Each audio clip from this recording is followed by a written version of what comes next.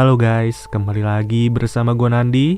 Pada video kali ini, gue akan membahas salah satu film anti-mainstream yang berjudul Valley of Ditches 2017. Tidak pernah lupa, gue selalu mendoakan agar kalian dan keluarga bahagia serta sehat selalu ya. Di awal film, kita diperlihatkan seorang wanita yang baru saja terbangun di dalam sebuah mobil. Tidak jelas apa yang terjadi, tapi yang pasti dari kaca spion terlihat kalau ada seorang pria yang sedang mengayunkan sebuah cangkul. Dari sinilah wanita yang bernama Emilia itu pun langsung panik dalam seketika dan bahkan ia terus berusaha untuk melarikan diri. Ya, walaupun pada saat itu ia harus setengah mati menjaga ketenangan agar tidak diketahui oleh pria tersebut.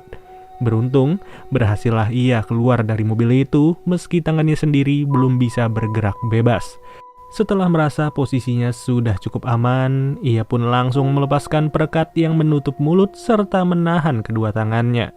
Nggak bisa dibayangin sih, kalau daerah padang pasir kayak begini harus menjadi tempat pelarian bagi Emilia yang sama sekali tidak mendapatkan bantuan. Bahkan, bukan lagi bantuan yang tidak didapatkan oleh Emilia, melainkan tindakannya itu mulai disadari oleh si pria misterius yang bernama Sean. Seketika itu juga, Emilia yang sudah tidak kuat lagi untuk berlari pun harus tepar begitu saja, sampai-sampai dengan senang hati Sean datang menjemputnya. Tanpa basa-basi sama sekali, sebagai salah satu bentuk hukumannya, Sean langsung menjepitkan salah satu kaki Emilia dengan pintu mobil serta dilakukan secara berulang-ulang. Alhasil, kaki Emilia pun langsung terlihat memar dalam waktu sekejap. Jelas, hal itu membuat Emilia bertanya kenapa pria tersebut tega melakukan hal ini tanpa alasan yang jelas. Hebatnya lagi, Sean tidak menjabarkan secara pasti apa kesalahannya Emilia, melainkan ia malah berkata kalau dirinya adalah Tuhan. Ya, kalian gak salah dengar, Sean mengaku kalau dirinya adalah Tuhan dan ia berhak menghukum manusia yang sudah melanggar aturannya. Sejauh ini sih, Emilia langsung ngerasa bingung ya dengan penjelasannya Sean, yang bahkan Emilia juga gak kenal dengan pria tersebut. Beberapa saat setelah itu, Emilia pun juga disuruh mengaku atas kesalahan yang pernah ia buat walaupun Emilia merasa tidak ada yang salah dengan dirinya. Dari situlah Sean langsung merasa tidak puas dan ia pun tidak merasa canggung untuk melukai Emilia dengan cangkulnya itu. Kemudian, Emilia mulai merasa frustasi pada saat itu juga setelah melihat jasad pacarnya yang bernama Michael sudah dilumuri dengan darah. Dengan segala wujud akhir dari apa yang sudah dilakukan oleh Sean kepada Michael, Sean pun berkata kalau Michael sudah mengakui perbuatannya dan ia rela dilakukan seperti itu. Jadinya, perkataan ini pun membuat Emilia semakin bingung orang mana yang rela dibunuh secara sia-sia, apalagi oleh orang yang tidak pernah dikenal sama sekali. Pada saat itu juga, Sean tidak ingin lagi memberikan harapan kepada Emilia yang masih saja belum sadar, sampai-sampai ia berniat akan membunuhnya dengan sebuah cangkul. Untung saja Emilia berhasil meyakinkan Sean dalam sekejap setelah ia memohon agar Sean memberikannya waktu selama 1 hari untuk merenung. Merasa masih masuk akal, Sean pun dengan senang hati mewujudkan permintaannya Emilia yang sudah meringis-ringis ketakutan. Tapi dengan satu syarat, Emilia akan dibiarkan merenung bersama mayat pacarnya yang sudah tewas beberapa jam lalu. Dengan kata lain, Sean sengaja untuk memborgol salah satu kakinya Michael ke salah satu kaki dari Emilia sendiri. Bahkan, ia juga tidak segan-segan memasukkan mereka berdua di dalam liang kubur selama 1 hari tanpa bantuan dari siapa saja. Dimulai dari detik itu, menit itu, dan juga saat itu, Emilia harus bertahan sendirian di dalam liang kubur tersebut sambil ditemani oleh Michael yang sudah mulai mengeras. Mau bagaimanapun caranya Emilia mencoba kabur, tetap saja tidak ada hasil yang berarti, melainkan salah satu kakinya makin terasa sakit karena udah bengkak sebegitu parah. Singkat waktu, hari pun berganti dengan cepat dan Emilia terbangun di tengah malam. Namun siapa sangka, pada malam itu Emilia mulai mendengar suara Michael di sekitar liang kubur. Yang ujung-ujungnya Emilia pun bertekad untuk menutup mulut pacarnya agar tidak bersuara lagi. Dari sini sih udah ketebak ya, kalau Emilia mulai mengalami halusinasi di saat baru beberapa jam tinggal bersama mayat. Itulah kenapa gua salut banget sama orang-orang yang bekerja di kamar mayat dan harus ngurusin berbagai jasad setiap harinya. Di saat pagi hari, Emilia kembali terbangun dari tidurnya, yang dimana kali ini ia terus memikirkan berbagai cara agar bisa kabur sejauh-jauhnya. Tanpa alat, tanpa bantuan, dan juga tanpa siapa-siapa, Emilia cuma bisa memutar otaknya serta terus berharap ada cara lain. Sampai di suatu titik, muncullah sepintas ide di kepalanya Emilia, dan di saat itu juga ia berencana untuk menggaruk-garuk kakinya Michael. Tidak diketahui pasti ia ingin ngapain, tapi yang jelas Emilia terus melakukan hal tersebut berulang-ulang sambil menutupi wajahnya Michael demi mengantisipasi apabila ia melek secara tiba-tiba. Sialnya, menggaruk berkali-kali malah tidak menghasilkan apapun, dan seketika itu juga Emilia langsung mengoyak kaki pacarnya dengan mulut sendiri. Ya, tentu ia nggak pernah mengira ya kalau dirinya akan diborgol bersama sebuah jasad yang tidak lain tidak bukan adalah pacarnya sendiri. Terlebih lagi, ia juga tidak pernah kepikiran kalau dirinya akan menyantap daging manusia, yang dimana daging manusia tersebut sudahlah membusuk. Kulit demi kulit, daging demi daging, serta darah demi darah tidaklah membuat Emilia jijik sama sekali.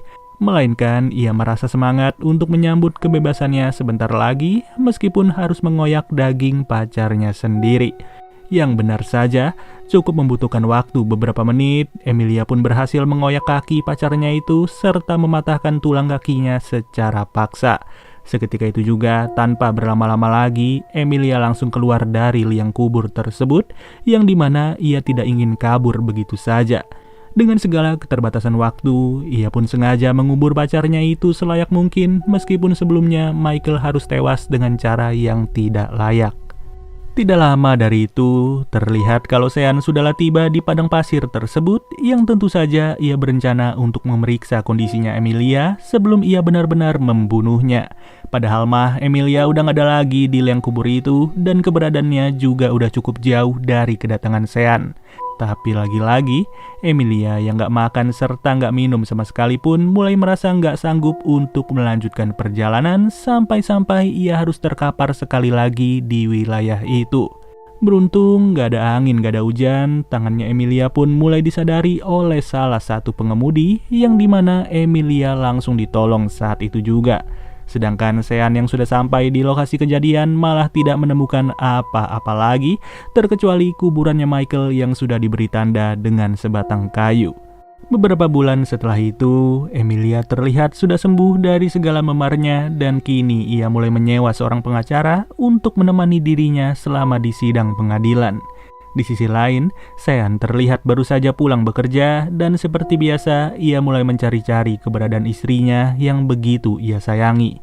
Tapi naas, seketika itu juga Sean terpaksa harus melihat istrinya sudah terkapar lemas dengan benda tajam yang masih menancap di tubuhnya.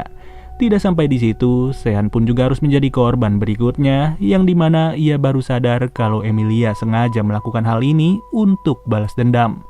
Alhasil, istrinya Sean pun tidak bisa terselamatkan, ditambah lagi Sean juga harus kehilangan salah satu kakinya setelah dipotong oleh Emilia. Ternyata ada alasan tersendiri kenapa Sean bisa melakukan perbuatan itu kepada Michael maupun Emilia yang tidak ia kenali sama sekali. Usut punya usut, semua diawali dari ayahnya Emilia yang tidak pernah memberi kesempatan bagi Emilia untuk berpacaran. Dikarenakan ayahnya itu memiliki sikap agamis yang luar biasa, dan bahkan ia percaya kalau semua cowok itu adalah buruk. Namun, ketegasan ayahnya sama sekali tidak didengarkan oleh Emilia, sampai-sampai ia berani untuk teleponan dengan Michael selaku pacarnya. Dari hal tersebutlah si ayah tidak sengaja mendengarkan percakapan mereka berdua, dan situasi di rumah itu tentu saja semakin memanas. Ditambah lagi, Emilia juga sempat ketangkap basah sedang nempel-nempel bersama Michael berduaan aja. Dari hal tersebutlah, Emilia pun langsung dihukum oleh ayahnya sendiri, yaitu dengan cara menyalipkannya di atas permukaan tanah sambil menghadap ke arah langit. Tidak sampai di situ, Emilia dan juga Michael pun harus menjadi target amukan dari kekecewaan ayahnya Emilia tanpa kehadiran si ibu yang sudah meninggal dari jauh hari. Tapi siapa sangka, dari situlah Michael beserta Emilia berani melawan pria tua tersebut, yang dimana mereka terus menghajarnya sampai-sampai tidak sadarkan diri. Lalu ayahnya Emilia pun langsung ditinggal sendirian saja di rumah dan dikabarkan kalau sudah meninggal beberapa hari setelahnya. Atas kabar itulah, Sean sebagai salah satu kerabat dari ayahnya dalam beragama langsung memberanikan diri untuk mencari keberadaan Emilia dan juga Michael yang berusaha untuk kabur keluar kota. Itulah mengapa di awal film Sean berani berkata kalau dirinya adalah Tuhan, dikarenakan ia merasa tidak sabar lagi untuk menghukum kedua manusia tersebut setelah berbuat keji terhadap orang tua. Pada intinya sih, film ini mengajarkan kita kalau orang tua adalah segala-galanya yang tidak bisa dijadikan alasan untuk berbuat dosa. Ya, semoga ya sih setelah menonton film ini, kalian bisa terus-terusan berbakti kepada orang tua ya guys.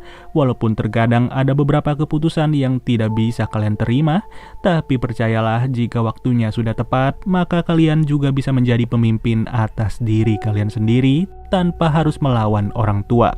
Oke deh guys, mungkin segini aja pembahasan alur cerita dari film Valley of Witches 2017. Sampai bertemu lagi di video berikutnya. Gua Nandi cabut dulu. Dadah.